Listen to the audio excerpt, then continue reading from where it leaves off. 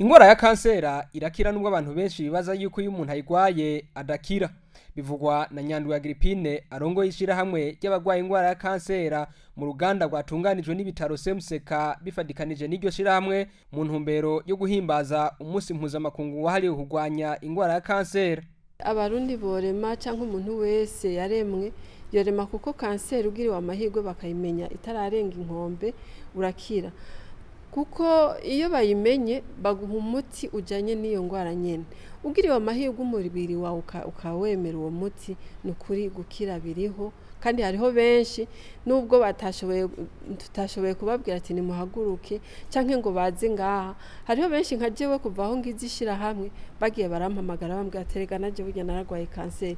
Nkabo rero ni nk'abamama bakuze je nanje ndabazi ndi umwana mutonyi mugabo avuga ati aha burya nka rimwe mu mwaka turaja gukontoroza iburaya ko tukimeze neza. Urumva yuko kanseri yamyeho. Warongoye iryo shira hamwe avuga ariko ko iyo ngwara isaba uburyo bwinshi agatera kamo leta gufasha na cane mu gushiraho amaduka y'imiti ya kanseri kuko ngo isanzwe igurirwa hanze y'igihugu. Uburyo ni bwinshi cyane ku ngwara ya kanseri ari nayo mpamvu ntiyakamo leta irabe ko yoronsa imiti abagwayi ba kanseri.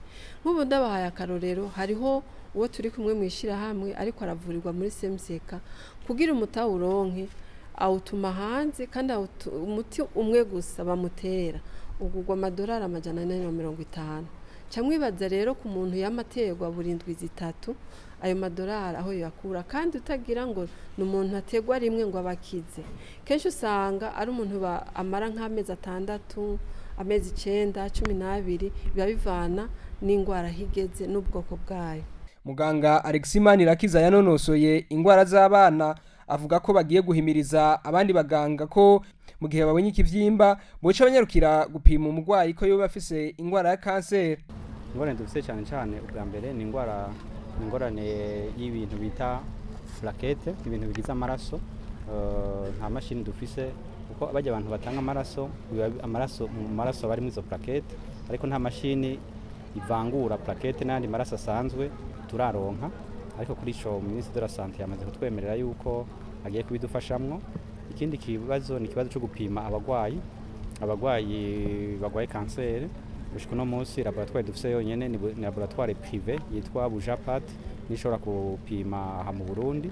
Rero hamwe bishobotse laboratoire ya Rwakarede canke n'ibitabo vya leta kubera biba bizimvye abagora kwipimisha dushoboye kuronka laboratoire ya leta nayo ishobora gupima kanseri byo dufasha. No munsi Rwakarede yamaze kuronka ibikoresho bitari bike n'abaganga batanga gupima kanseri ariko ntibirashika ku rugero twifuza. Icanyuma aco gikenewe cyane naco nyene ni kibazo c'ama-assurance. Nababwiye ko mu bagwaye $379 tumaze kwakira abashoboye kuronka uburyo bwo kwivuza batarenga $137. No kuvuga ama-assurance gushika no munsi muri abo bagwayi dufise bashoboye kwivuza 75% bivuje birihiye bonyene. Urumva ko umurundi wese ashobora kwirihira ayo mafaranga. Cawumva ko 25% bonyene aribo bashoboye gufashwa n'ama-assurance. Ayo ma-assurance nayo ni Ascoma yafashije abagwayi batarenga 10. Urumva iyindi ni Solidarité, Ministère de la Solidarité ni yafashije abagwayi 11. Hakaba n'indi ministere y'abasirikare abasirikare babagwaye canke abapolisi yashoboye kuvuza abagwayi bari hagati ya 10 na 11 nyene. Ingwara ya kansera rero ngo ikabifata bose yaba bakuze n'abana.